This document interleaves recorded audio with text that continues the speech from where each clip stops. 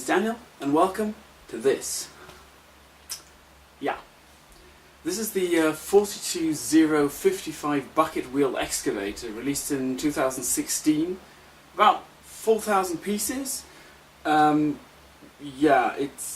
it's massive, as you may have heard, seen, or just read, or as soon as you have any exposure to this model, you hear the first thing about it is it's massive. It is the biggest set.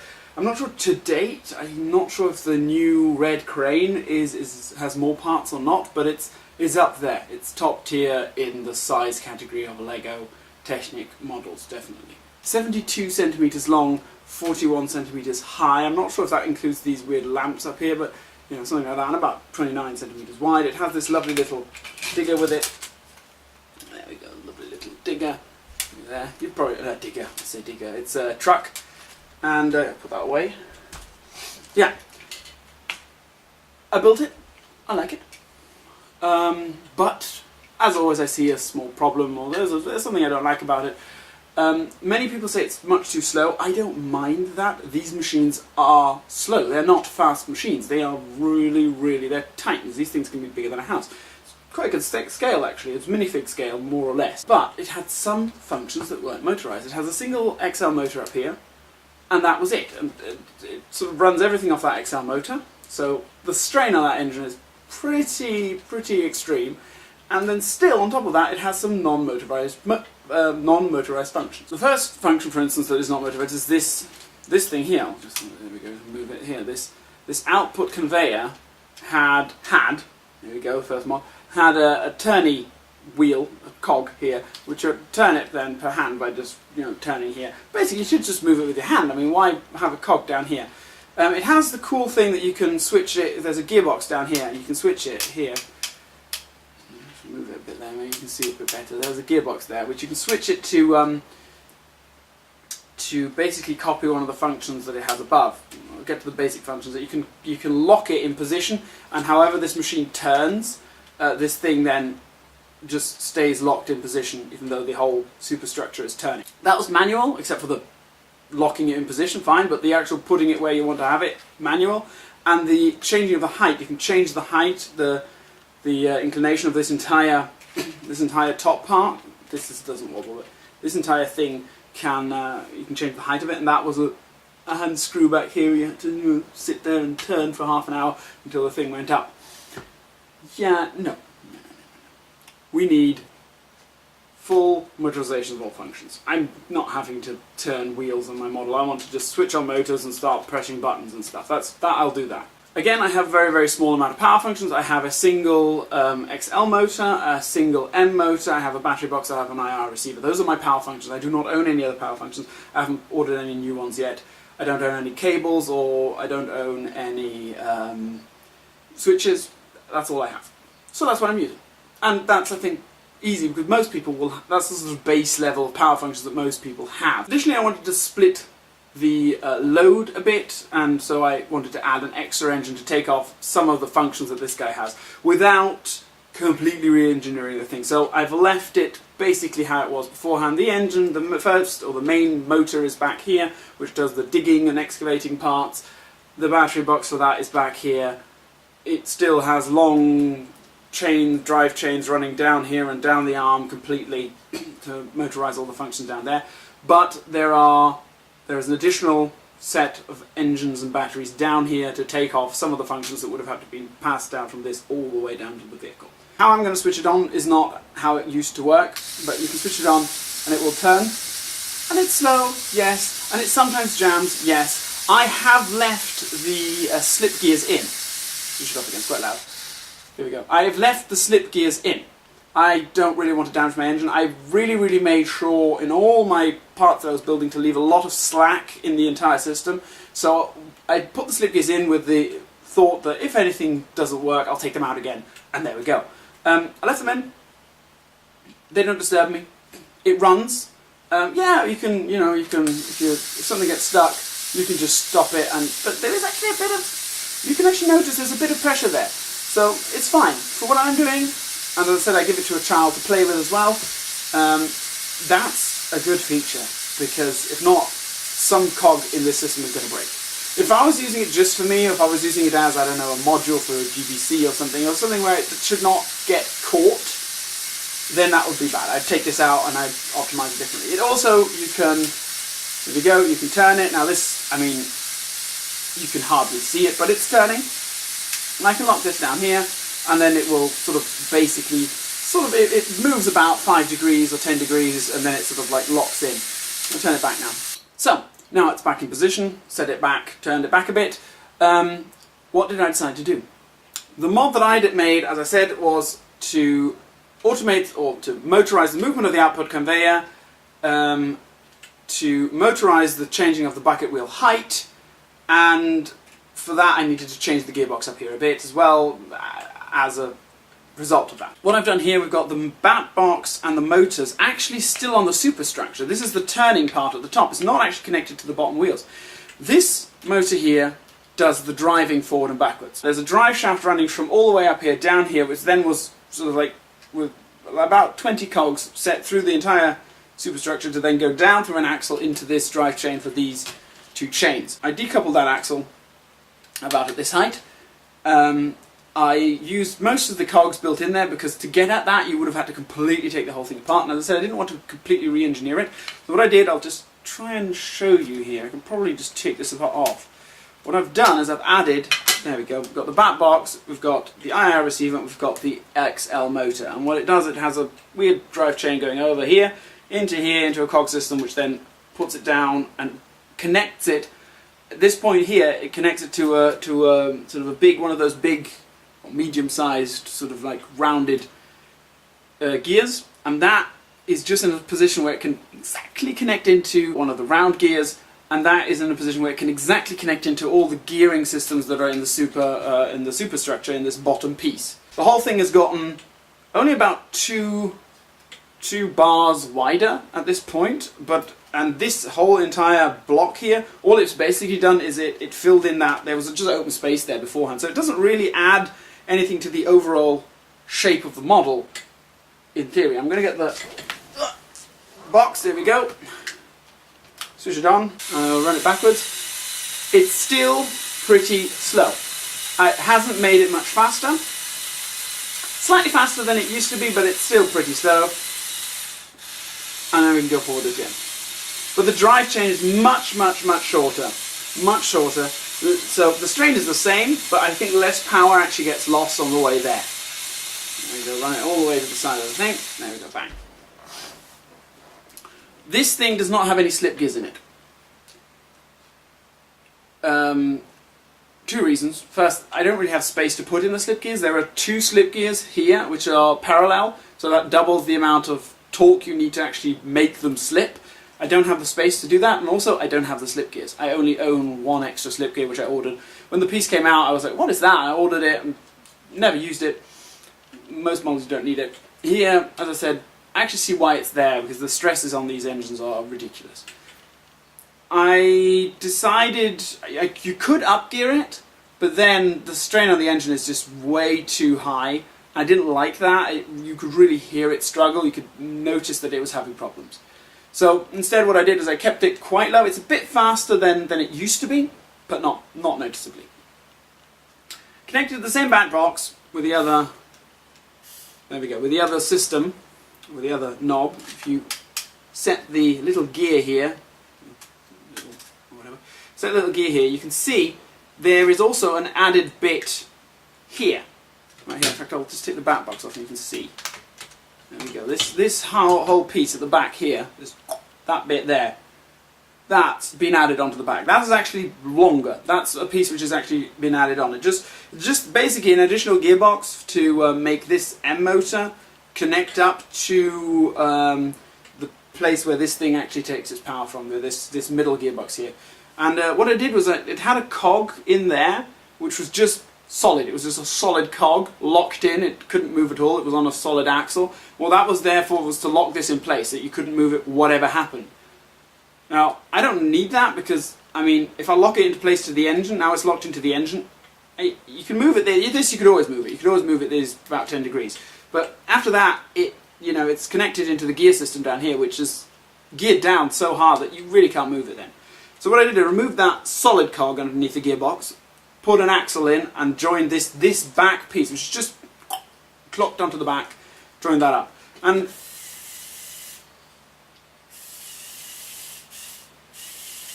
yeah, you can position it. Again, no slip gears. With this it would be really intelligent because there starts, if it hits the side, it puts torque, and quite a lot of torque, on the small gears down here, and there's one of those flimsy, a bit like what's down here, and it puts a lot of strain on that. Not very nice, but again, don't have enough slip gears, don't have enough space. There are all of these are these round gears. It's a very small gear and one of those really big round gears that do the power for that thing there. Yeah, I've got a piece on the back here, actually, thing that I personally, the reason I also have hardly any stickers on this thing, in fact I have no stickers on this thing except for the ones that are so universal that you can always use them. This is, there we go, got one sticker on there, because that's, you can use that always. Anything that's specific or anything, you got to be very careful with. And here the same problem is with this as well. There's a sticker on this. I didn't want to take it off because it belongs to another model, but really I should have, because this piece has to go on that way and now the sticker's the wrong way around. On the other hand, if it was a print, I'd be completely screwed because then I couldn't even take it off. Like this, well, I could just take the sticker off and leave it. Show you the piece there. Yeah, there we go. So that's sort of weird. Follow this way to the light. There we go. Sort of a weird half-U piece from some sort of city truck, and they put the stickers on. I don't like stickers. Apart from the stickers that are on pieces that are so worthless that you basically put them on, if lift arms or something, function stickers, or stickers that are so universal that you can use them for anything. Then you put them on. I put some of the front ones here. It has some stickers on the front which I put on as well. You can see down there. I put those on because that's just a lift arm. I've got loads of those. It doesn't matter if that one has a sticker on or not. If I need one which doesn't have a sticker on, I'll just use a different one.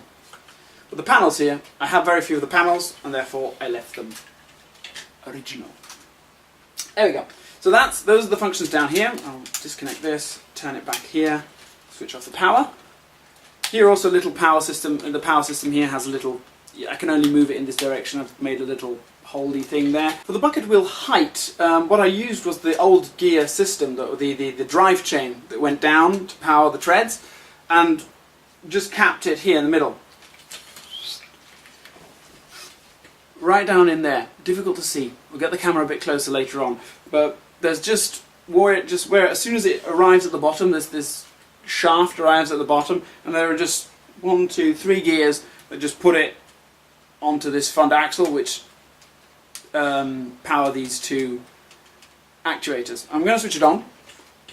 It is very slow, unfortunately. So,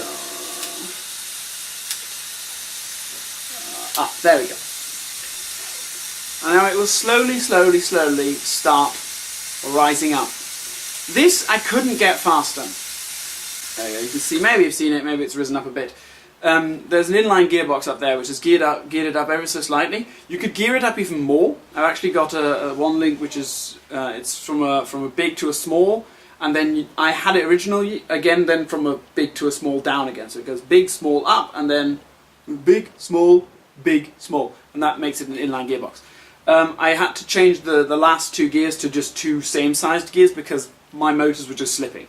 If you took out the slip gears and you didn't mind putting a lot of pressure on your engines, you could gear this up even higher and it would move a bit faster. For that I also had to change, you may have noticed, as soon as I switch this engine on, the front starts turning, whatever I do with the rest of the gearbox. Because beforehand,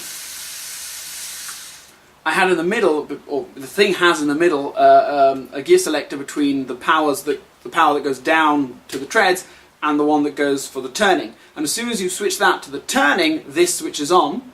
If you switch it to the drive, this turns off. But I need it to be turning while I change the height, because if not, you're digging down and you're going to hit the ground, and you need to dig into the ground while you're changing the height. These things they do a sort of like a big wide circle, they go down a bit and they do a circle wide. And that down bit, this thing needs to be moving. So I just removed the entire gear system of the middle, added that's constantly engaged on both ends, just changed those 2 red cogs that are in the gear systems, like this one here down there. I don't know if you can see it, there we go. Can't see if you can see it there. There's a red gear there, it's the one with just the hole in the middle, which is used for the gear systems as well. and I just replaced those with just normal grey cogs, and just took out the gear selector in the middle. And so it's constantly, both sides are constantly powered. All you have to do is decide turning or up and down. That's all you turn, and if you want to actually activate the entire thing, you just switch on the engine. There is no idle mode anymore. I'll get the camera closer, and I'll show you some of the things a bit more up close. Let's go. Again, I apologise for any shaky cameras and also any, any me pointing at things that are off screen. Still practicing this camera in hand technique. Kind of try and keep my eyes on the actual viewfinder this time. So we've got here the drive chain for the XL engine. There's the XL engine, and here's the drive chain. Bring it to the front, through here, and down to those two cogs. And in there, you can hardly see it. In fact, you can't see it at all. But in there, it connects to the drive chain that connects to this thing. It goes all the way down through the middle and down through a hole. The engine fits in snugly there. Battery box can just be clicked on, clicked off. Bit of, just make it look a bit like it's part of the system. And receiver, and then the back here, we've got the M motor. You can see in there the gears. What I've also done, actually, I didn't show in the other video, I actually changed the cabin. It looks a bit weird. I'm not 100% happy with it, but I'll take the front off. You can, here we go, front off so you can see it. I made it higher and added a little seat so you can actually put a minifigure in it now. Beforehand, you could not put a minifigure in that. It would not fit. You had to basically have him lying down. I had to take out that weird blue seat, and had to have him lying down. Not very nice. I've turned the vehicle around again, and now we're looking at, you can see back there's the engine again. These are the cogs that send it to the front, and if I turn it a bit more and try and get some of my lights into the inside of this vehicle, there we go. Problem is now, of course, I'm filming into my own shadow, which is a bit difficult, but here we go, we've got my finger in here. And this, you can see there's the drive shaft coming down from above. It connects to this black gear into another black gear, and that black gear connects, there we go, there's my shadow, a bit difficult to show. Try and show it from above, there we go. Connects to the little tan gear here, which connects to the actual actuators. Difficult to film that, but there we go. Sort of got that on camera there. There's the gearbox, and it's missing the middle gear. Let's remove that, and here's the up gear, inline up gear gearbox. I'll maybe turn that around to show you that from the other side. It really is just put in as an afterthought. It's an own module. This was just one connecting rod. You just connect this, remove this out a bit, remove the rod, and then you can put this gearbox in there, and it's, cog up, and then these two same size cogs going back down again. You could switch those for another gear down system. There we are. I also just wanted to show you, I also built another one of these little trucks. Different colour palette, simply because I don't have enough white pieces. I've got these, I had these from the Extreme Adventure vehicle. Added a few little extras, a few little fun things. I added those headlights there, which I've heard are quite rare. Liked in GBC modules and stuff for Great Ball machines. Why not? Haven't used them in years. Thought they'd fit quite nicely. Yeah. Little problem I had there. Lovely little wheels. Don't have the same tyres. I don't have these tyres here. This is the original. You can see. This is my version. I just didn't have the right tyres, so I had to change those. And also, because little information here. This is new stuff. This here, new stuff for me. I have not had a big Lego set since the 2000s. I mean, early 2000s, if anything, and probably earlier than that. I'd actually have a look, which is the last Lego Technic set that I got, apart from Mindstorms. And so I don't have the steering systems. I still have these old steering systems, and they are, you can see in the back there, those old steering systems, which are like, there's a bar, it's a plate basically with two holes at the end.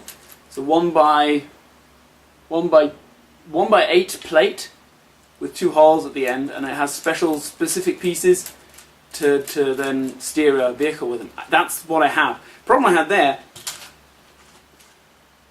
This is a 1x7 gear rack that does the steering in this thing. A 1x7 gear rack. This is a 1x8 plate. So I needed to off it by half a stud. So I've got it sitting on the. I have bricks, Technic bricks in there in the bottom now, and it's sitting with the plate off by half a stud. On the bottom, then I had to then invert this bottom plate that sits on the on the bottom, and it's now pointing bricks down, studs down. It's not actually connected to anything. It's just holding it by pressure because it's connected at the ends with with these links, and then it just holds it in by pressure. Because if not, it would completely fall apart. Works actually quite fine, but yeah, I had that. That was a problem that I had because I don't have those gear racks. I own one gear rack now because I bought this, and I own a 1x13 gear rack from the Extreme Adventure vehicle. That's it. Didn't really want to put a 1x13 gear rack in this, that would be a bit ridiculous. So yeah, but that's this piece. That's this piece. You've seen it all. If you like this second Technic mod video, leave me a like, leave me a comment, tell me that you liked it, tell me that it helped you in any way, shape or form. Maybe it did, maybe it didn't. If you think I could have done it better, tell me. Any mistakes I could have made, improvements in the gear chain, your own take, go for it. What I must say, from what I've seen, the speed mods that are online, where they change the engines back here, they do something here, you can still do that. This up here is unchanged. The gears slightly changed, but the actual engine is unchanged. So you could do this mod and a speed mod on the same vehicle. It would work. I think it would work. I haven't tried it, but from the logic of it, it should work. So you can actually do the all functions motorized mod, or whatever you want to call this, and a speed mod, and go for it. Yeah. So leave me a like. Leave me a comment, something. Just give me some feedback. I'm happy with it. Hope it could help you, and goodbye.